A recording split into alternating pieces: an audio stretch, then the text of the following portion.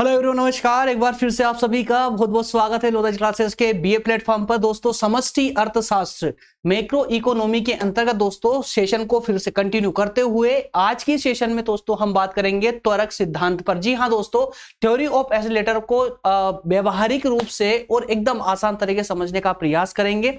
इससे पहले के उम्मीद यही करता हूं कि इससे पहले के सभी सेशन आप क्रम अनुसार लेते आ रहे हैं, और अगर आपने सभी सेशन लेक्चर नंबर 1 से लेकर के लेक्चर नंबर 12 तक अभी तक अगर आप देख चुके हैं तो मैं पूरे दावे के साथ बोल सकता हूं किसी भी सेशन में आपको कोई प्रॉब्लम नहीं आने वाली है, और इकोनॉमी को भी आप उसी प्रकार से समझने में सफल होंगे जैसे कि आपने राजनीति विज्ञान को हमारे साथ कंप्लीट किया है। राजनीति विज्ञान को जिस प्रकार से व्यवहारिक रूप से आपने दोस्तों आसान से आसान तरीके से समझा है, उसी रूप से आप अर्थशास्त्र को भी एकदम आसान तरीके से समझ सकते हैं। बस शर्त यही है कि सभी सेशनों को आपको निरंतर रूप से देखना होगा। निरंतर रूप से देखेंगे तभी जाकर के आपको सभी क्लासेस या सभी टॉपिक एकदम क्लियर हो पाएंगे, क्योंकि एक दूसरे का कंटेंट एक दूसरे टॉपिक में समाहित होता है। और इसी कारण से जो टर्म होती है दोस्तों, वो टर्म जो शुरू में इस्तेमाल की जाती है वो एंड तक चलती जाती है। इसीलिए बोल रहा हूं कि प्रत्येक टॉपिक को क्रम अनुसार देखना बहुत आवश्यक है। क्लियर है? डिस्क्रिप्शन में लिंक मिल जाएगी प्लेलिस्ट की। अब कमेंट करके ये मत बोलिए सर कि इसका प्लेलिस्ट का लिंक कहां मिलेगा। यार, आप जो है बीए सेकेंड ईयर तक आ चुके हैं, सेकेंड ईयर कॉलेज स्टूडेंट है, तो अब आपको चैनल से प्लेलिस्ट कैसे सर्च करना है ये आपको अच्छे से जानना चाहिए और पता भी होना चाहिए, है ना, कि किसी भी चैनल के अंदर जाकर उसकी प्लेलिस्ट कहां से सर्च करना है ना। चलिए, अब बच्चों की तरह समझाने की आवश्यकता नहीं होना चाहिए। चलिए शुरू करते हैं दोस्तों अपना सेशन आज का, है ना। यहां पर एक नजर डाल लीजिएगा, सेकेंड यूनिट का लास्ट टॉपिक मैंने लास्ट सेशन में बताया था। इससे पहले वाली जो लेक्चर नंबर जो 12 हुआ था वो गुणक पर हुआ था, और आज हम त्वरक पर बात करेंगे। जैसा मैंने आपको कल ही बता दिया था कि इसी का लेक्चर या कहे कि जो टॉपिक है हमारा सेकेंड यूनिट का वो गुणक और त्वरक, ये एक ही सिद्धांत है। बेसिकली एक ही टॉपिक के सिद्धांत अलग अलग है, पर एक ही टॉपिक में दोनों देखने को मिल सकते हैं, लेकिन क्वेश्चन आपसे दोस्तों सेपरेट आएगा। गुणक अलग आएगा और त्वरक अलग आएगा, याद रखिएगा, ठीक है ना। तो आज हम बात करेंगे त्वरक के सिद्धांत पर। क्या होता है ये त्वरक का सिद्धांत, सामान्य रूप से और व्यवहारिक रूप से समझने का प्रयास करेंगे। क्लास में आगे बढ़े उससे पहले एक बार देख लीजिए हमें क्या क्या इस सेशन के अंदर पढ़ना है दोस्तों। तो सबसे पहले हम व्याख्या देखेंगे त्वरक की, कि इसकी व्याख्या क्या है, उसके बाद इसका अर्थ देखेंगे, और लास्ट में कार्यकरण देखेंगे कि जो त्वरक का सिद्धांत है ये काम कैसे करता है। क्लियर है? इन 3 बिंदुओं के माध्यम से आज का सेशन हमारा कंप्लीट होने वाला है। चलिए शुरू करते हैं एक एक करके। सबसे पहले देखेंगे दोस्तों व्याख्या। टॉपिक संबंधित क्वेश्चन है, पढ़ लीजिएगा आराम से, आपको सहयोग करेगा टॉपिक को समझने में, या टॉपिक से कहां से इसका आंसर निकालना है, ये सब बात इसके अंदर लिखित होगी और आपको देखने में आसानी होगी। चलिए सबसे पहले बात करेंगे व्याख्या की। व्याख्या में क्या लिखते हैं ये आपको पता होना चाहिए। बहुत सारे मेरे दोस्त ऐसे हैं जब व्याख्या की बात करते हैं तो व्याख्या में अर्थ डाल देते हैं, है ना, उस टॉपिक का अर्थ लिख देते हैं या उसकी परिभाषा लिख देंगे या कुछ भी। तो दोस्तों ऐसा कुछ नहीं लिखना है। व्याख्या के अंतर्गत जो टॉपिक आपको मिला है लिखने के लिए, उस टॉपिक से संबंधित उसकी सामान्य जानकारी को आपको यहां समझाना है। व्याख्या का मतलब ही ये होता है कि जब आप व्याख्या लिखते हैं और एग्जामिनर जब आपकी कॉपी चेक करता है और व्याख्या वाले पॉइंट को बड़ी गौर से समझता है, वो पढ़ता है, वो उसमें यह देखने का प्रयास करता है कि अगर बंदे ने व्याख्या वाला पॉइंट लिखा है ना तो पक्का इसको इस टॉपिक का नॉलेज है। तो इसके लिए वो व्याख्या वाले पूरे टॉपिक को, पूरे पॉइंट को पढ़ता है, वो याद रखिएगा, और बहुत गौर से पढ़ता है। इसने व्याख्या में लिखा क्या है, कहीं ऐसा तो नहीं कि फॉर्मेट रट के आ गया व्याख्या वाला और उसमें कुछ भी डाल दिया उसने, ऐसा नहीं होना चाहिए, है ना। टॉपिक से संबंधित सामान्य जानकारी को आपको व्याख्या के अंतर्गत लिखना है, जिससे कि एग्जामिनर पढ़ करके समझ जाए कि सामने वाले बंदे को इस टॉपिक की जानकारी अच्छे से है, और जो भी उसने अंदर लिखा होगा बहुत ही अच्छा लिखा होगा, अच्छा कंटेंट होगा। तो व्याख्या पढ़ने के बाद अगर आपने व्याख्या वाला पॉइंट बहुत बेहतरीन तरीके से लिखा है, इफेक्टिव तरीके से लिखा है, तो बाकी के आपके पॉइंटों में वो सिर्फ पॉइंट ही पड़ेगा, बाकी कुछ भी नहीं पड़ेगा, और नंबर आपको हेल्दी नंबर मिलेंगे, याद रखिएगा, है ना। चलिए, तो व्याख्या में लिखना क्या है दोस्तों, इस त्वरक के सिद्धांत के अंतर्गत सबसे पहले आपको बताना है कि सिद्धांत दिया किसने था। सबसे पहले क्या बताना है, ये सिद्धांत दिया किसने था। किसने दिया था? जे एम क्लार्क ने दिया था। किसने? जे एम क्लार्क ने दिया था। कब दिया था? 1917 में। ठीक है ना। तो ये जो त्वरक का सिद्धांत है सबसे पहले जे.एम. क्लार्क ने 1917 में दिया था। अच्छा, कैसे दिया था? हाथ में ले जाकर दिया था? नहीं भाई, अपने लेख में उल्लेखित किया था, अपने लेख में लिखा था। कौन से लेख में लिखा था? तो लेख का नाम भी आप लिख दीजिए, जनरल ऑफ पॉलिटिक इकोनॉमी। क्या है? General of political economy. ये उनका एक लेख था इस पत्रिका में, है ना। जनरल ऑफ पॉलिटिकल इकोनॉमी वाली एक पत्रिका थी, उस पत्रिका में इन्होंने अपना एक लेख लिखा। उस लेख के माध्यम से इन्होंने जो है त्वरक का सिद्धांत दिया था। किससे संबंधित था भाई? ये तो ये संबंधित था बाजार के उतार चढ़ाव की समस्याओं को समझने के लिए।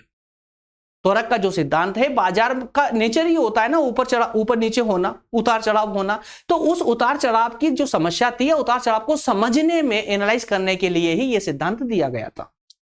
यहां तक क्लियर हुआ? तो एक पॉइंट आपका यहां से क्लियर हो जाता है। इसके बाद आपकी बात है, इसके बाद क्या लिखना है आपको? तो इस सिद्धांत, ये देखिए, ये तो था आपका परंपरागत सिद्धांत जो क्लार्क साहब ने दिया था। ये तो था आपका परंपरागत सिद्धांत। कौन सा था? परंपरागत, है ना, परंपरागत। अब अगर बात करें आधुनिक की, कि इस सिद्धांत को का आधुनिकीकरण किसने किया, इस सिद्धांत को आधुनिक किसने बनाया? तो दोस्तों, आधुनिक बनाने वाले कोई एक विद्वान नहीं, कई सारे विद्वानों का नाम यह लिया जाता है कि इसको आधुनिक रूप प्रदान करने में Samuelson, Higgs, Pigou, Herod, Robertson, ये आदि विद्वान रहे या आदि अर्थशास्त्री रहे हैं, जिन्होंने महत्वपूर्ण योगदान या महत्वपूर्ण भूमिका निभाई है इस त्वरक के सिद्धांत को आधुनिक रूप देने में। बताइए, व्याख्या में कुछ डिफिकल्ट लगा है क्या? कुछ भी डिफिकल्ट नहीं है। दो बातें मात्र आपको याद रखनी है, इस सिद्धांत का प्रतिपादन किसने किया, कब किया, किस में किया, पहली बात। दूसरी बात याद रखनी है कि ये तो परंपरा का सिद्धांत था, इसको आधुनिक रूप किसने दिया? तो 4-5 नाम यहां पर अर्थशास्त्रियों के नाम यहां पर याद करना है। क्लियर हुआ ना? व्याख्या वाला पॉइंट आपका एकदम क्लियर। अब आगे बढ़ते हैं दोस्तों। अब बात करते हैं कि त्वरक एक्चुअल में क्या है। ये जो शब्द सुन रहे हैं, त्वरक बोलने में ही अजीब लग रहा है, एक्सीलेटर। तो ये एक्सीलेटर, ये तो बड़ा अच्छा लगता है ना, बाइक गाड़ी में हमने देखा एक्सीलेटर, ठीक है, लेकिन कुछ ऐसे ही समझ लीजिए, तो अब चूंकि मैंने लास्ट सेशन क्या बोला था आपको, कि जो शब्द आपको याद है ना उसको इग्नोर कीजिए, जो शब्द याद नहीं है, जैसे कि अगर जैसे त्वरक है, त्वरक और एक्सीलेटर। अब इसमें एक्सीलेटर आपको याद है, इसको इग्नोर करो। इसका हिंदी मीन आपको पहली बार सुनने को मिल रहा है त्वरक, तो इसको बार बार इसका प्रोनाउंसिएशन कीजिए, अपने जुबान से बोलिए इसको। इससे बोलने से क्या होगा, ये शब्द आपके लिए फिर जीवन में कभी भी नया नहीं रहेगा। जब भी त्वरक बोलेंगे, मैं अर्थ समझाने वाला हूं, फट से समझ जाएंगे, अच्छा ये है त्वरक, ठीक है ना।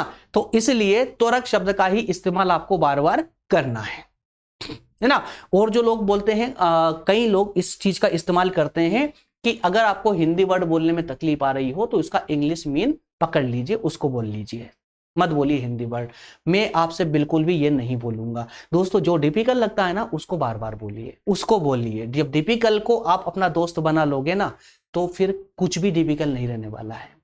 सब आपके हितैषी बन जाएंगे, सब आपको अपने आप सब व्यवहारिक बन जाएंगे, फेमिलियर हो जाएंगे सारे वर्ड आपके साथ में, ठीक है। आइए अर्थ समझते हैं। एक्सीलेटर, माफ कीजिएगा, त्वरक का अर्थ क्या होता है ना। सबसे पहले हम इस डिस्क्रिप्शन को पढ़ते जाएंगे, समझते जाएंगे, उसके बाद इसका पूरा एक सारांश में आपको कुछ लाइनों में समझाऊंगा, ठीक है ना, व्यवहारिक रूप से, जिससे कि आप व्यवहारिक रूप से उस चीज को समझ जाएं। और चिंता ना करें, पूरे टॉपिक के एग्जाम्पल पे एग्जाम्पल लिए गए हैं, एग्जाम्पल के माध्यम से, उदाहरण के द्वारा भी हम इसको समझेंगे। क्लियर है? चलिए शुरू करते हैं। सबसे पहले ध्यान दीजिएगा थोड़ा सा दोस्तों, सिर्फ 10 मिनट के लिए आप ना कॉन्सेंट्रेट होकर बैठ जाइए, सिर्फ 10 मिनट के लिए शांति सुनते चलिए, आपका पूरा मैटर क्लियर हो जाएगा। एक सेकेंड,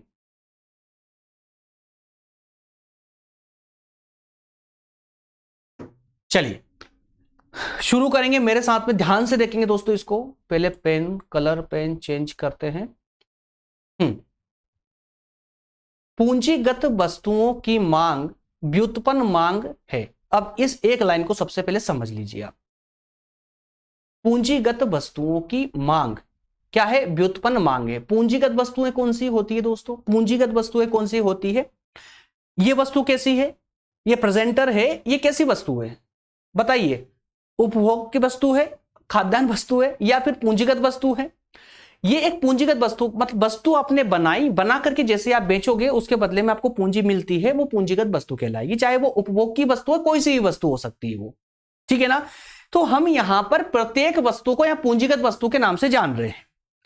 अब कहने का अर्थ यह है कि जो पूंजीगत वस्तुएं हैं, क्या कहा, इसकी मांग जो होती है ना वो कैसी होती है, व्युत्पन्न मांग होती है। व्युत्पन्न, व्युत्पन्न का मतलब क्या होता है, जो मांग किसी और पर निर्भर करती हो, किसी और पर निर्भर करती हो, है ना, किसी और पर जिसकी मांग निर्भर करती हो, मतलब ये कि जिस पर वो निर्भर करती है ना उसकी मांग को बढ़ा दीजिए, इसकी मांग अपने आप बढ़ जाएगी, इसको बोलते हैं हम व्युत्पन्न मांग। ठीक है, क्लियर है यहां तक का। चलिए अब आगे बढ़ते हैं। पूंजीगत वस्तुओं की मांग उपभोग वस्तुओं की मांग से उत्पन्न होती है। देखिए क्या लिखा हुआ है कि जो पूंजीगत वस्तुएं होती है ना, पूंजीगत वस्तुएं, जो पूंजीगत वस्तुएं होती है उनकी मांग उपभोग की वस्तुओं से उत्पन्न होती है। अब समझिए यहां पर, अब पूंजीगत मैंने क्या बोलता, प्रेजेंटर, जिनको डायरेक्ट बेचकर पूंजी प्राप्त की जा सके और उसके माध्यम से एक व्यक्ति कुछ उत्पादन करता हो। मतलब हम एक मशीन का इस्तेमाल या मशीन का एग्जांपल ले सकते हैं।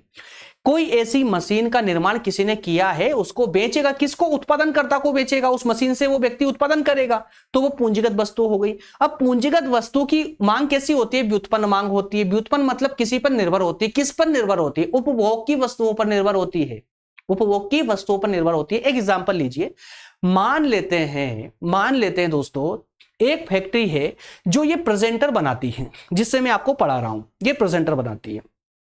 अब इस प्रेजेंटर मान लेते हैं कि अभी 2023 में 10 लाख इस टीचर है जो ऑनलाइन पढ़ा रहे हैं इस प्रेजेंटर के माध्यम से। 10 लाख लोगों, 1 लाख का एग्जांपल ले लीजिए, आप ज्यादा मत लीजिए, 1 लाख का एग्जांपल लेते हैं। 1 लाख टीचर जो है ऑनलाइन इस प्रेजेंटर के माध्यम से पढ़ाते हैं।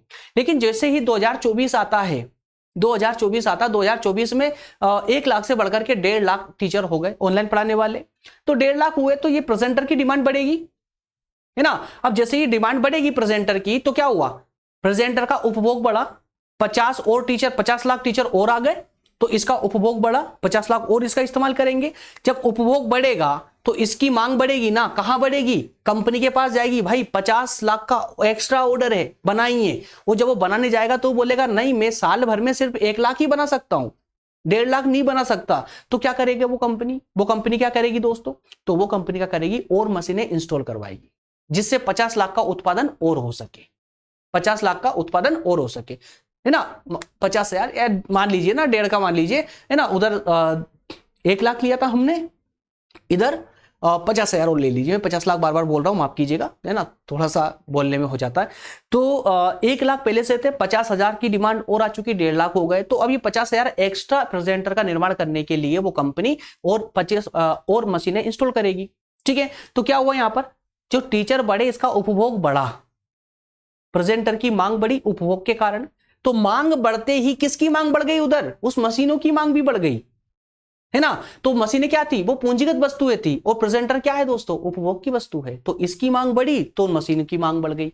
यही तो कह रहा है यहां पर ये सिद्धांत, क्या बोल रहा, देखिए ना, पूंजीगत वस्तुओं अर्थात प्रेजेंटर बनाने वाली मशीन, इसकी मांग जो है उपभोग वस्तु प्रेजेंटर, इसकी मांग से उत्पन्न होती है। जैसे जैसे इसकी मांग बढ़ेगी तो उसकी मशीनों की मांग भी बढ़ेगी, इसकी मांग कम होगी तो मशीनों की मांग भी सिंपल है, कम हो जाएगी। इस प्रकार उपभोग वस्तुओं की मांग में परिवर्तन, प्रेजेंटर की मांग में परिवर्तन, पूंजीगत वस्तुओं में परिवर्तन करने की प्रवृत्ति रखता है। प्रेजेंटर की मांग में अगर परिवर्तन होगा तो मशीनों की मांग में भी परिवर्तन होगा, पक्का है ना। तो त्वरक सिद्धांत इसी तथ्य पर आधारित है, त्वरक सिद्धांत इसी तथ्य पर आधारित है। क्या कहा इस लाइन ने, क्या कहा इस लाइन ने, अब इसको व्यवहारिक रूप समझिए, कुछ भी नहीं है, सिंपल सी कहानी ये है। त्वरक का सिद्धांत एक बात स्पष्ट रूप से कहता है कि साहब, अगर आपकी उपभोग की वस्तुओं की मांग बढ़ रही है, उपभोग की वस्तुएं मतलब प्रेजेंटर लीजिए, पेन लीजिए, कुछ भी ले लो यार आप, है ना। अगर आप किसी, जैसे हम मोबाइल के एग्जांपल ले लेते हैं, भाई मोबाइल की मांग बढ़ रही है, ये उपभोग की वस्तु है, इसका हम इस्तेमाल करते हैं। ठीक है, मैंने मोबाइल परचेस किया बेचने के लिए थोड़ी ना किया, मैंने दुकान थोड़ी डाल के रखी हुई है यार, मैं इस्तेमाल करने के लिए मैंने मोबाइल ऑर्डर किया, मोबाइल लिया है। अब मोबाइल मैंने लिया उपभोग के लिए, अगर इसकी मांग बढ़ती है, इसकी मांग बढ़ती है और नए उपभोक्ता आ जाते हैं, इसकी मांग बढ़ती है, तो क्या होगा, मोबाइल बनाने वाली मशीनों की मांग भी बढ़ जाएगी, है ना। बस इतनी बात तो कह रहा है त्वरक का सिद्धांत, सिंपल है। तो ये है उपभोग की वस्तु, उपभोग की वस्तु, अगर इस उपभोग की वस्तु की मांग बढ़ती है तो पूंजीगत वस्तु मतलब कि मशीन, पूंजीगत वस्तु मोबाइल को बनाने वाली मशीन, उसकी मांग भी बढ़ने लग जाएगी। बस इतनी सी बात है त्वरक के सिद्धांत में, और इसी बात को रबड़ की तरह लंबा कर दिया है। क्यों? क्योंकि आप समझ तो गए, लेकिन आप एग्जाम में लिखोगे कैसे, तो उसके लिए थोड़ा सा जरूरी भी है ना। आइए थोड़ा सा विस्तार के साथ पढ़ते हैं इसको। आइए आगे बढ़ते हैं। त्वरक सिद्धांत बताता है कि यदि अब सब कुछ आपको जाना पहचाना नजर आएगा, अब कुछ भी डिफिकल्टी नहीं आएगी। देखिए त्वरक का सिद्धांत क्या बताता है, यदि उपभोग वस्तुओं की मांग में परिवर्तन कर दिया जाए, उपभोग की वस्तु है ना, अगर कर दिया जाए तो पूंजीगत मतलब मशीन के विनियोग में कितना परिवर्तन होगा। एक नया शब्द देखने को मिला है अब, है ना। मशीन मतलब जो पूंजीगत वस्तु उसके विनियोग में, मत कंफ्यूज होइए, विनियोग जैसा कुछ भी नहीं है, इन्वेस्टमेंट। सीधी बात है यार, प्रेजेंटर की मांग थी, बड़ी मांग, तो नए प्रेजेंटर बनाने के लिए जो मशीनें लगाई जाएगी, तो मशीनें क्या फ्री में दे देंगे सामने वाला? नहीं देगा ना। तो मशीनों के लिए कितना खर्च करोगे, वो खर्च जो मशीन लगाने के लिए, तो मशीनों पर किया गया खर्च नहीं कहलाता मेरे दोस्त, विनियोग कहलाता है, इन्वेस्टमेंट कहलाता है। मान लेते हैं कि मेरे पास एक बड़ी फर्म है प्रेजेंटर बनाने की, अब ये प्रेजेंटर की मांग बढ़ गई मार्केट में, मुझे और क्वांटिटी में प्रेजेंटर बनाना है, तो उसके लिए क्या करूंगा, एक अलग से मशीन, कुछ मशीनें और इंस्टॉल करवाऊंगा, एक प्लांट लेकर के, एक्स्ट्रा लेकर के वहां मशीनें इंस्टॉल करवाऊंगा। तो मशीनों जो इंस्टॉल करवाऊंगा, तो क्या वो मेरा खर्च कहलाएगा? वो खर्च नहीं कहलाएगा, वो मुझे भविष्य में कमा के देने वाला है, तो वो मेरा विनियोग कहलाएगा, इन्वेस्टमेंट कहलाएगा। इसीलिए तो ये विनियोग का शब्द इस्तेमाल हुआ है। यहां पर कहा गया है कि उपभोग वस्तुओं की मांग में परिवर्तन अगर कर दिया जाए, तो पूंजीगत वस्तुओं के विनियोग में कितना परिवर्तन आएगा, यह बताता है त्वरक का सिद्धांत, है ना। तो इस प्रकार त्वरक विनियोग, देखिए त्वरक विनियोग को उपभोग परिवर्तन दर का फलन बना देता है। उपभोग वस्तुओं की मांग जितनी अधिक होगी, उतनी ही नई मशीनें, फैक्ट्री, भवन आदि की मांग बढ़ने लगेगी और विनियोग बढ़ेगा। इस प्रकार विनियोग को प्रेरित विनियोग, है ना, विनियोग इस प्रकार के विनियोग को प्रेरित विनियोग कहते हैं। छोड़ दी इस लाइन को, मत करिए, जितना समझ आया उतना है ना, उतना कर ली। समझ आया ना यहां तक का? यहां तक की कहानी समझ आई। अब थोड़ा सा और आगे बढ़ लेते हैं। तो इस प्रकार त्वरक या त्वरक अंक विनियोग में परिवर्तन तथा उपभोग में परिवर्तन के अनुपात की माप है। क्या कहा गया है यहां पर? देखिए शब्द को समझिए, बहुत आसान है, कुछ भी नहीं। देखिए इस प्रकार त्वरक अंक विनियोग में परिवर्तन, विनियोग मतलब इन्वेस्टमेंट में जो परिवर्तन आया है तथा उपभोग में जो परिवर्तन आया है, उसके अनुपात बताता है, उसके अनुपात को मापता है। किसका? इन्वेस्टमेंट कितने रेशो में हुआ है ना, और उपभोग कितने रेशो में हो रहा है। क्लियर है? उसका माप, अनुपात बताता है, अनुपात, रेशो, समझते हैं ना। ठीक है, तो यदि त्वरक देखिए, यदि अब तो यहां पर आप साइन याद कर लीजिएगा, आप लोग साइन याद कर लीजिएगा, बहुत इंपॉर्टेंट होते हैं ये। त्वरक को हम ए से प्रोनाउंसिएट करेंगे, विनियोग में जो परिवर्तन हुआ उसको आई से, है ना, आई फॉर इन्वेस्टमेंट मान लीजिए। उपभोग में परिवर्तन को हम सी से करेंगे, ठीक है, सी फॉर कंजम्पशन होता है ना, तो उपभोग का मतलब इंग्लिश में क्या होता है? कंजम्पशन ही होता है ना। तो त्वरक को ए से, ए फॉर एसिलेटर, है ना, और आई फॉर इन्वेस्टमेंट और सी फॉर कंजम्पशन। अच्छा एबीसीडी पढ़ा लो मैं आप लोगों को, ना, ठीक है। तो ए फॉर एप्पल याद हो गया ना, चलिए ठीक है। अब आगे बढ़ते हैं, इसका एक छोटा सा फॉर्मूला याद कर लीजिए। अगर आप त्वरक निकालना होगा तो क्या करना होगा, देखिए ये त्वरक है, त्वरक निकालना होगा तो ए इजिकल टू, त्वरक निकालना होगा तो A is equal to I upon C, A is equal to I upon C, और आई का फॉर्म क्या है दोस्तों? इन्वेस्टमेंट, ठीक है ना, और सी का क्या है? कंजम्पशन। तो इन्वेस्टमेंट मतलब क्या हुआ, उपभोग में जो, माफ कीजिएगा, विनियोग में जो, इन्वेस्टमेंट में जो परिवर्तन आया ना, उसकी दर है ये आई।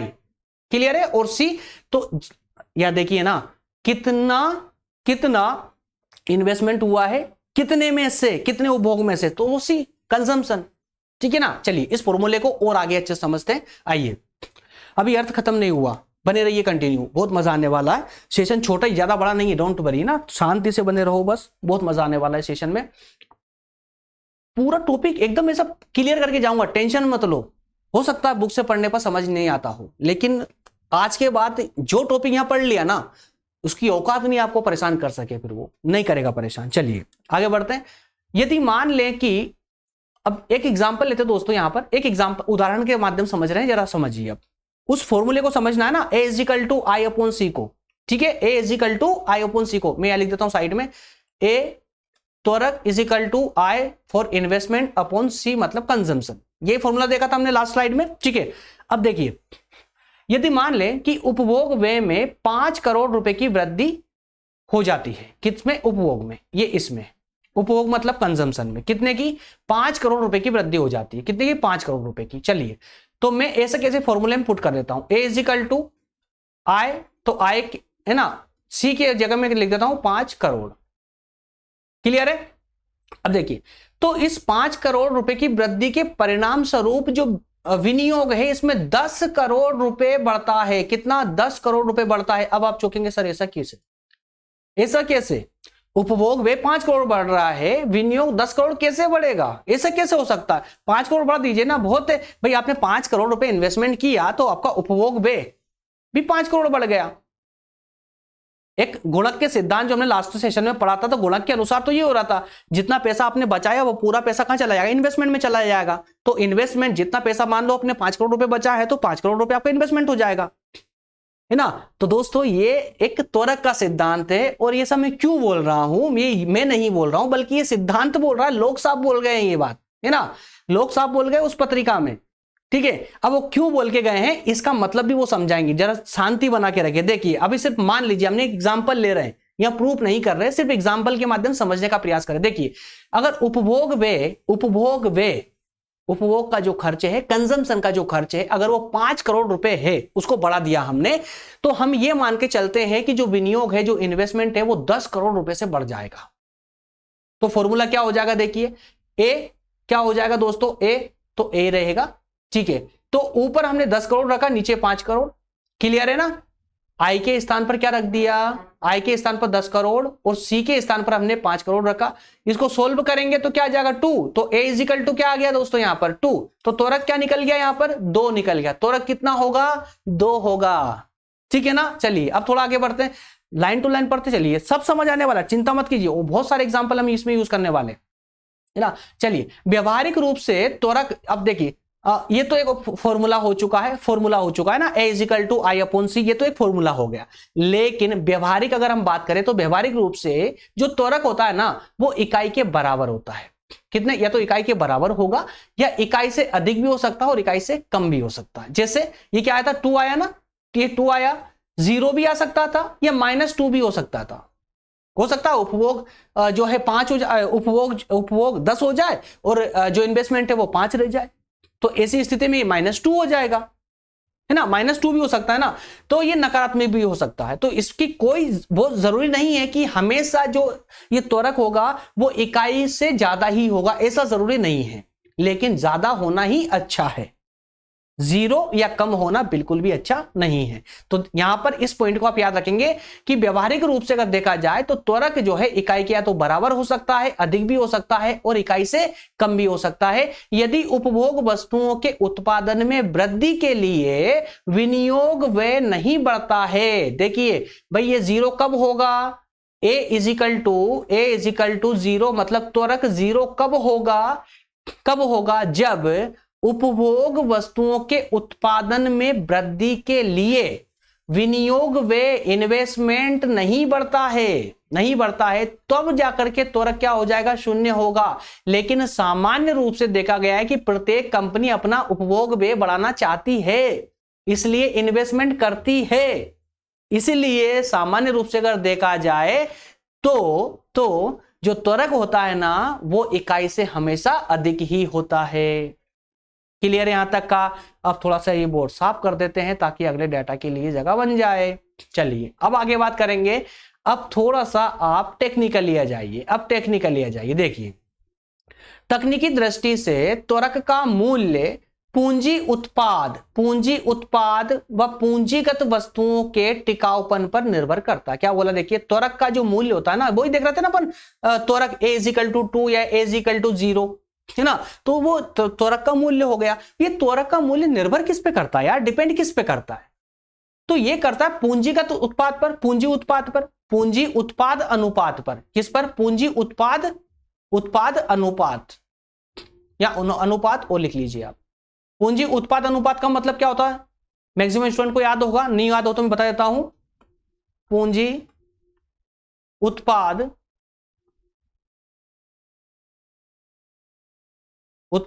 अनुपात, पूंजी उत्पाद अनुपात का मतलब होता है दोस्तों, ये पूंजी पूंजी और ये उत्पाद। देखिए किसी भी वस्तु का उत्पादन करने के लिए उसमें कितनी पूंजी लगी उसका अनुपात ही पूंजी उत्पाद अनुपात कहलाता है। एग्जाम्पल के लिए ये प्रेजेंटर का एग्जाम्पल, 10 प्रेजेंटर हमने ऑर्डर किए, या मान लेते हैं कि 10 प्रेजेंटर हमने बनाए। मान लें कि हमारे पास एक फर्म है जो 10 प्रेजेंटर, माफ कीजिए, जो प्रेजेंटर का निर्माण करती है। तो एक दिन में 10 प्रेजेंटर का निर्माण होता है। तो ये 10 प्रेजेंटर बनाने में कितना पैसा खर्च हुआ, सिर्फ पैसा नहीं, उसमें प्लांट, मशीनरी है ना, लेबर, ये सब जुड़ेगा। तो कितना खर्च हुआ, टोटल कितना खर्च हुआ 10 प्रेजेंटर बनाने में, तो वो टोटल खर्च और टोटल उत्पादन, इन दोनों के बीच में जो अनुपात होगा उसी को हम क्या कहते हैं, पूंजी उत्पाद अनुपात कहते हैं। अब मत घबराइएगा इस शब्द से, ठीक है ना।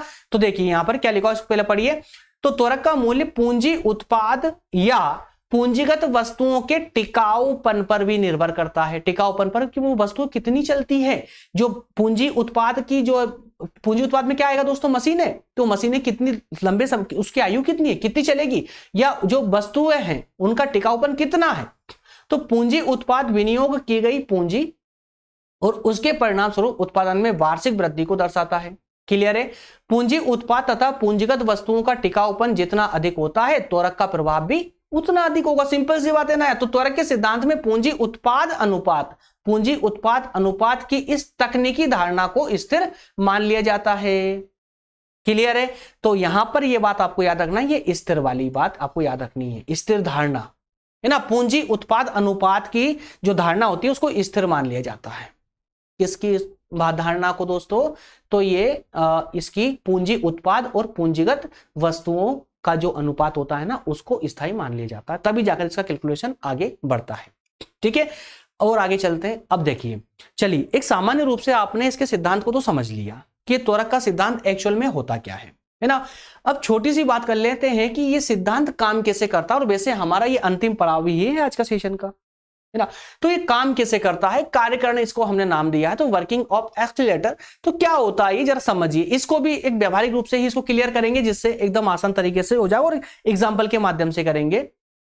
एक उदाहरण इस पर भी लेते हैं। देखिए, त्वरक के कार्यकरण को एक काल्पनिक उदाहरण के द्वारा हम समझते हैं, और इसी उदाहरण को आगे चल के हम टेबल के माध्यम समझने वाले हैं। इसलिए थोड़ा सा ध्यान से देखिए, जो डेटा आपको यहां दिखेगा ना वो आगे टेबल में भी दिखने वाला है, आपको आगे तालिका में ये हूबहू सारा डेटा दिखने वाला है। ध्यान से समझिए, एकदम एग्जांपल है, बहुत इजी होने वाला है। देखिए, माना कि उपभोग वस्तुएं, अब मेरे ख्याल से उपभोग वस्तु और पूंजीगत वस्तु, इनमें अब कोई आपको डिफिकल्टीज नहीं होना चाहिए ना, अब कोई भी दुविधा नहीं होना चाहिए समझने में। तो देखिए, उपभोग वस्तुओं की वर्तमान मांग, मान लेते हैं ऐसा कि जो उपभोग की वस्तुएं हैं जैसे प्रेजेंटर है, इसकी मांग मार्केट में 1000 इकाइयां हैं। मतलब एक साल में ये कितने प्रेजेंटर बिक रहे हैं, मान लेते हैं 1000 बिक रहे हैं, एक कंपनी के 1000 बिक रहे हैं। ठीक है, चलिए मान लिया।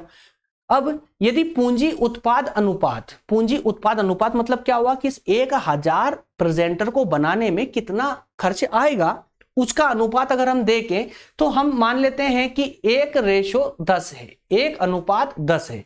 अब यहां पर जरा देख लेना, 1:10 का मतलब क्या हुआ दोस्तों।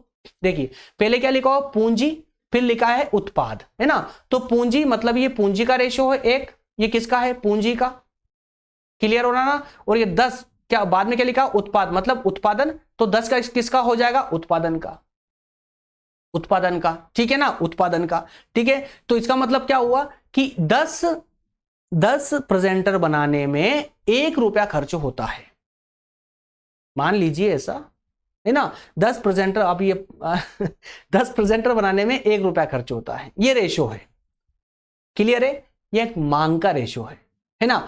तो अब यहां पर इस अनुपात अगर ये है तो इस अनुपात को हमने स्थिर मान लिया, स्थायी मान लिया। अब इसी के अनुसार काम होगा पूरा। देखिए, तो इसका अर्थ क्या हुआ कि 10,000 उपभोग वस्तुओं के उत्पादन के लिए क्या 1000 मशीनों की आवश्यकता होगी। 1000 मशीनों की या 100 मशीनों की या 100 रुपए की जरूरत होगी, है ना। 100 मतलब मशीनें मान लो ना आप, जो पूंजीगत वस्तुएं हैं उसको मशीनें मान लेते हैं आपकी।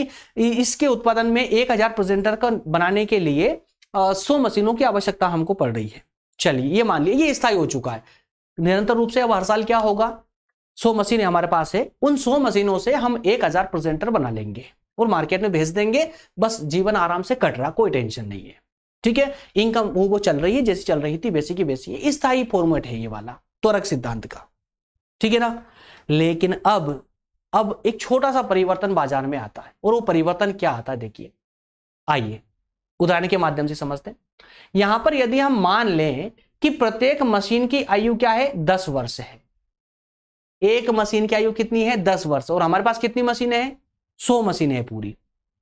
एक मशीन 10 साल चलेगी, इसका मतलब क्या हुआ, इन 100 मशीनों में से हर साल 10 मशीनें रिटायर होती चली जाएगी। 10 मशीनें हर साल रिटायर होगी ना, है ना। तो देखिए, तो अर्थात कि 100 मशीनों में से 10 मशीनें प्रत्येक वर्ष घिस जाती है, खराब हो जाती है। तो इसका अभिप्राय है कि प्रत्येक वर्ष मतलब हर साल हमको 10 मशीनें प्रतिस्थापित करना पड़ेगा, मतलब पुरानी मशीनें हटा करके नई मशीनें लगानी पड़ेगी। तो इसका मतलब क्या हुआ, 10 मशीनें लगानी पड़ेगी, तो घर में थोड़ी ना बन रही वो मशीनें, भाई हमको उन मशीनों को ऑर्डर करना होगा, कहीं और से मंगाना होगा। तो कहां से मंगाओगे, उद्योग से मंगाओगे ना, जो इंजीनियरिंग उद्योग है, जो मशीनों का निर्माण करता है, उससे मंगाएंगे हम, ठीक है। तो इन मशीनों को बनाने वाले को हम ऑर्डर करेंगे 10 मशीनें हर साल।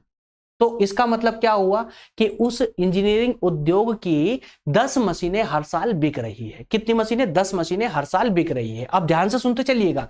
तो ये स्थिति उस समय तक बनी रहेगी, क्या हर साल क्या हो रहा है, 100 मशीनें हमारे पास हुए है, हर साल 10 मशीनें हटा देते हैं, नई लगा देते हैं, और 1000 प्रेजेंटर बना करके मार्केट में बेच देते हैं, है ना। और हमारी इस हरकत से क्या हो रहा है, 10 मशीनों का ऑर्डर सामने वाले को मिल रहा है, वो भी 10 मशीनों का पैसा कमा रहा है। ये स्थायी रूप से चलता जा रहा है, चलता जा रहा है बस, अगर मार्केट में कोई परिवर्तन नहीं है तो। लेकिन अब छोटा सा परिवर्तन होगा, कैसे होगा देखिए, जब तक उपभोग की मांग 100 इकाइयां हैं तब तक ये सब स्थिति बनी रहेगी। लेकिन यदि उपभोग वस्तुओं की मांग 100 इकाइयां बढ़ जाती है, उपभोग की वस्तुओं की मांग, प्रेजेंटर की मांग कितनी थी पहले, 1000, अब 100 और बढ़ गई, 100 लोग और नए मार्केट में आ गए ऑनलाइन पढ़ाने के लिए, है ना। वो ने बोला कि नहीं साहब, हमको भी प्रेजेंटर से पढ़ाएंगे, बस हमको प्रेजेंटर चाहिए, 10 प्रेजेंटर 100 प्रेजेंटर और चाहिए।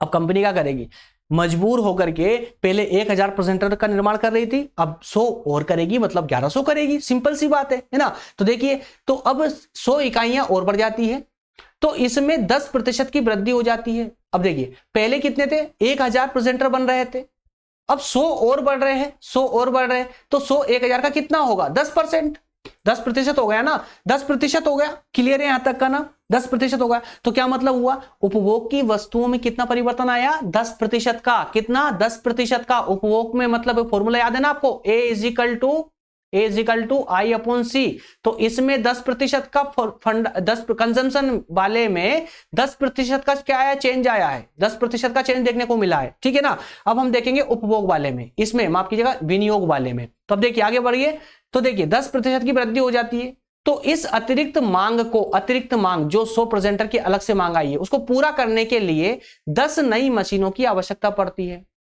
10 नई, भाई 100 मशीनें मिलकर के 1000 प्रेजेंटर बना रही थी, है ना।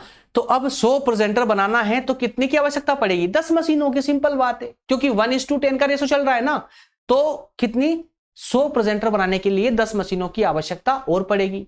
तो अब देखिए, इंजीनियरिंग उद्योग पहले कुल टोटल 10 मशीनें बेच रहा था, 10 मशीनें उसकी और बढ़ गई, कितना मशीनें हो गई टोटल, 20 मशीनें हो चुकी है। पहले 100% कितनी थी उसकी, 10 मशीनें जो बेच रहा था, वो इनकम थी उसकी। लेकिन जैसे हमने 10 मशीन का और ऑर्डर दिया एक्स्ट्रा, तो क्या हुआ, उसकी तो सीधी डबल हो गई, 100% की वृद्धि हो गई भाई। तो इन्वेस्टमेंट में कितना हो गया, 100% की वृद्धि हो चुकी है, 100% की आया चेंज देखने को मिला।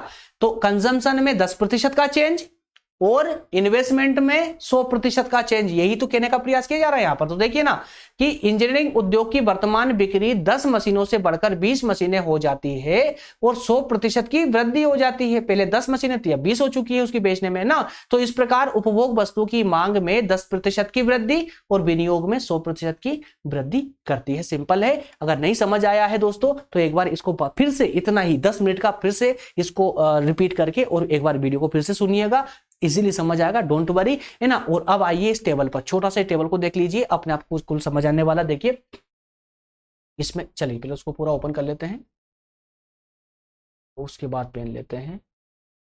ओके,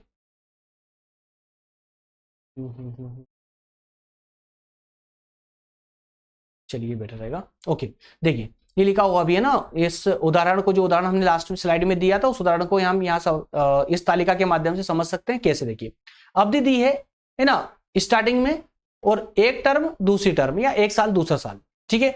एक कॉलम है उपभोग वस्तुओं का उत्पादन, प्रेजेंटर का उत्पादन, देखिए है ना, और दूसरा कॉलम है पूंजीगत वस्तु या फिर मशीन ले लीजिए, प्रेजेंटर बनाने वाली मशीनों की आवश्यकता, कितनी आवश्यकता रहती है।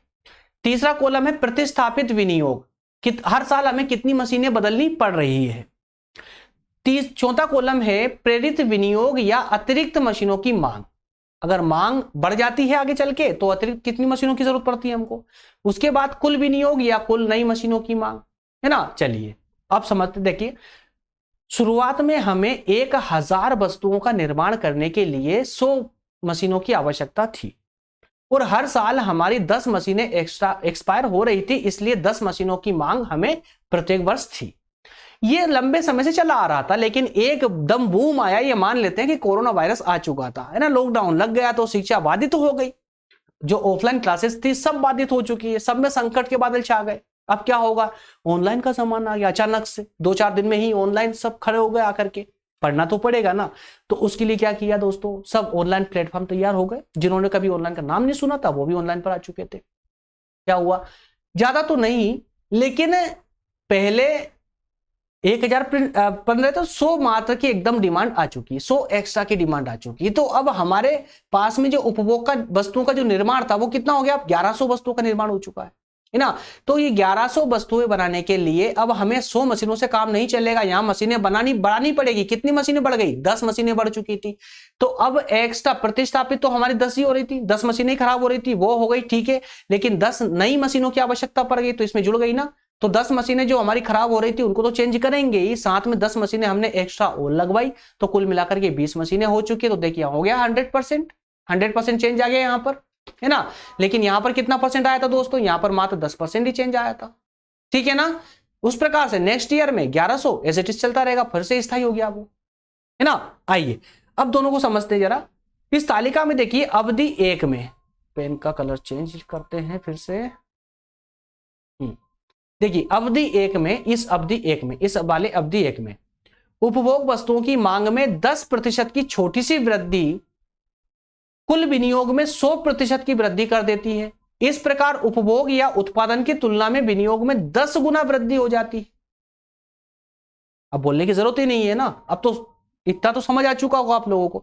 देखिए अवधि 2 में समझिए, उपभोग वस्तुओं की मांग वही 100 गुना बनी रहती है, 100 बनी रहती है, उपभोग की जो वस्तु है उसका 100 बनी रहती है। इस अवधि में अतिरिक्त मशीनों की मांग क्या हो जाता है, शून्य हो जाती है। अतिरिक्त मशीनों की जरूरत है क्या, यहाँ पर नहीं है ना अतिरिक्त मशीनों, क्यों, क्योंकि यहां पर कोई वृद्धि नहीं हुई है, डिमांड में, मांग में कोई वृद्धि नहीं हुई है, तो यह अतिरिक्त मांग शून्य हो गई, वापस 0 हो गई है, ठीक है। केवल 10 मशीनें जो हमारी प्रतिस्थापित हो रही उसी में काम हो जाएगा हमारा, ठीक है। तो इस प्रकार से देखिए क्या हुआ, जब यहां पर एक्स्ट्रा मांग नहीं हुई तो वापस से देखिए यहां पर अब वापस से विनियोग में कमी हो गई ना दोस्तों। कितनी कमी हो गई, वापस से 10 आ चुका है, मतलब कि पहले 20 थी, 10 हो गई, आधी हो गई, 50% की गिरावट हो चुकी है विनियोग में। तो कहने का अर्थ सिंपल सा यही है कि उपभोग में अगर जो वृद्धि होती है तो उसकी कुछ गुना वृद्धि आपके विनियोग में हो जाती है। उसी प्रकार से ये उल्टा काम भी करता है, अगर उपभोग में कुछ अगर गिरावट आई है ना तो उसकी कुछ गुना या कई गुना गिरावट आपके विनियोग में आ जाएगी, ठीक है। क्लियर हुआ यहां तक का, है ना। अगर क्लियर हुआ दोस्तों, चलिए थोड़ा सा और देख लेते हैं इसके आगे का। तो यदि उपभोग वस्तुओं की मांग घट जाए तो प्रतिस्थापन विनियोग भी ना करना पड़े। तो देख लीजिए दोस्तों, अब इसके कुछ अपवाद दिए गए हैं, तो माफ कीजिए अपवाद नहीं बल्कि कुछ कंडीशन दी गई है। अगर उपभोग की वस्तुओं की मांग कम हो जाती है ना, और प्रतिस्थापन विनियोग भी नहीं करना है, मतलब मशीनें भी हमने जैसे तैसे काम चला लिया, रिपेयर करवा के मशीनें चेंज नहीं की जो खराब हो रही थी वो, तो क्या होगा, अब विनियोग उपविनियोग हो जाएगा। उपविनियोग हो जाएगा मतलब क्या होगा, डिसइन्वेस्टमेंट हो जाएगा, और कुल विनियोग में 100% की कमी हो जाएगी, पूरा विनियोग ही ठप पड़ जाएगा, खत्म हो जाएगा विनियोग, इन्वेस्टमेंट खत्म हो जाएगा, है ना। तो इसीलिए उपर्युक्त काल्पनिक उदाहरण से हमें इस बात का पता चलता है कि विनियोग उपभोग परिवर्तन की दर के साथ परिवर्तित होता है, तथा उपभोग वस्तुओं के उत्पादन में थोड़ी सी वृद्धि या कमी होने पर विनियोग में भारी वृद्धि या कमी होती है। बताइएगा कमेंट करके, क्या टॉपिक क्लियर हुआ? Any doubt? मेरे ख्याल से कोई डाउट नहीं होना चाहिए। चलिए दोस्तों, इसी के साथ में काफी लंबा सेशन हो चुका है, वैसे बोला छोटा ही था लेकिन थोड़े से डूब गए थे अंदर इसमें, है ना। तो नेक्स्ट जो सेशन होगा दोस्तों हमारा, बहुत थर्ड यूनिट, अब 2 यूनिट कंप्लीट हो चुकी है, थर्ड यूनिट स्टार्ट होने वाली नेक्स्ट सेशन से, जिसमें हम बात करेंगे इन्वेस्टमेंट फंक्शन पर। ठीक है, जानेंगे कि ये जो इन्वेस्टमेंट फंक्शन क्या होता है, मतलब कि निवेश फलन क्या होता है, इसके बारे में पूरा विस्तार से व्यवहारिक रूप समझने का प्रयास करेंगे। मिलेंगे अगले सेशन में, तब तक आप सभी दोस्तों का बहुत बहुत धन्यवाद एंड तक बने रहने के लिए, और अगले सेशन में मिलेंगे दोस्तों। हाँ, एक बात एडिशनली बताना चाहूंगा आप लोगों को, अगर आप एंड तक बने हुए हैं, मतलब आप सीरियस रूप से आप पढ़ना चाहते हैं और पढ़ाई कर रहे हैं, मेरे प्यारे दोस्तों, टेलीग्राम पर एक नया चैनल आ चुका है हमारा, टेलीग्राम पर एक नया चैनल आ चुका है, जहां पर सिर्फ और सिर्फ एक्टिव स्टूडेंट ही रहेंगे। मैंने क्या कहा? एक्टिव। ये जो चैनल देख रहे हैं आप, लोधाजी क्लासेस नाम से, ये भी टेलीग्राम पर चैनल है, यहां पर हम सभी लेक्चर प्रोवाइड करवाते हैं। लेकिन जो नया चैनल बनकर आया है लोधाजी स्टडी ग्रुप के नाम से, किस नाम से? लोधाजी स्टडी ग्रुप के नाम से, ये डायरेक्ट सर्च करेंगे तो सर्च नहीं होगा दोस्तों, इसकी लिंक आपको मुझसे लेनी होगी। डिस्क्रिप्शन में मैं लिंक डलवा दूंगा। इस क्लास में नहीं मिली तो अगले क्लास से तो आपको पक्का डिस्क्रिप्शन में उसकी लिंक मिल जाया करेगी। लेकिन उस ग्रुप की कंडीशन ये है दोस्तों, कुछ कंडीशनें हैं, वहां पर सभी स्टूडेंट सीरियस स्टूडेंट होंगे जो प्रत्येक लेक्चर को फॉलो करेंगे, सभी session continue topic wise topic आपको उस लेक्चर ग्रुप में प्रोवाइड किए जाएंगे। बीच में अचानक से अगर आपकी कभी एक हफ्ते की भी छुट्टी हो जाती है, आप किसी कारण से बाहर चले जाते हैं, क्लास नहीं ले पाते हैं, तो भी आपकी क्लासेस का लॉस नहीं होगा। ग्रुप में फिर भी आप कंटिन्यू रूप से, निरंतर रूप से वहां क्लास कर पाएंगे, कोई प्रॉब्लम नहीं होगी। जब भी आओगे आप, जब भी क्लास को ज्वाइन करोगे, फिर से आपको कंटिन्यू सीरीज में ही सभी लेक्चर देखने को मिल जाएंगे, और सभी का कंप्लीट नोट्स आपको उस ग्रुप पर प्रोवाइड की जाएगी। याद रहे आपको, इस टेलीग्राम चैनल पर, लोधाजी क्लासेस वाले टेलीग्राम चैनल पर आपको जो है टॉपिक वाइज नोट्स दी जाती है, लेकिन लोधाजी स्टडी ग्रुप वाले चैनल पर आपको सभी कंप्लीट ये सब्जेक्ट वाइज नोट्स प्रोवाइड की जाएगी। एक छोटा सा चेंज हमने वहां किया है कि देखिए हमने क्यों बनाया इस ग्रुप को, उसका रीजन था दोस्तों, ये जो पुराना ग्रुप है हमारा लोधाजी क्लासेस वाला टेलीग्राम पर जो ग्रुप है, इसमें एक्चुअल में ना सभी स्टूडेंट, बहुत सारे स्टूडेंट ऐसे आ चुके हैं जो स्लीप है। स्लीप मतलब समझ रहे हैं ना, स्लीप स्टूडेंट है, मतलब एक्टिव नहीं है। 5000 लगभग स्टूडेंट है इस ग्रुप पर, लेकिन उसमें एक्टिव है 300 से 350 मात्र, है ना।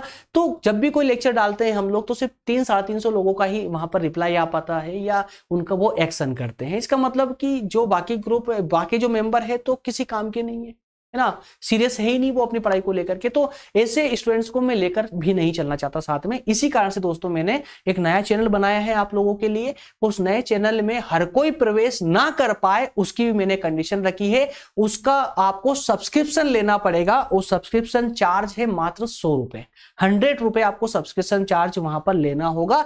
और ये सब्सक्रिप्शन चार्ज 100 रुपए सिर्फ इसलिए लगाया है दोस्तों, जिससे कि स्लीप स्टूडेंट वहां पर ना आ पाए, स्लीपी स्टूडेंट वहां पर ना आ पाए। जो एक्टिव स्टूडेंट है, जो वाकई में अपनी तैयारी अच्छे से करना चाहते हैं और अपने लक्ष्य तक पहुंचना चाहते हैं, अपने गोल को अचीव करना चाहते हैं, सीरियस होकर के अपनी पढ़ाई करना चाहते हैं, अच्छे परसेंटेज या टॉप करना चाहते हैं, वे उन्हीं स्टूडेंट के लिए ये नया ग्रुप है दोस्तों। मिलेंगे अगले सेशन में, और ऐसे उनको जो है वो उस ग्रुप की लिंक में आपको नेक्स्ट सेशन से प्रोवाइड करवा दूंगा डिस्क्रिप्शन में। Thank you.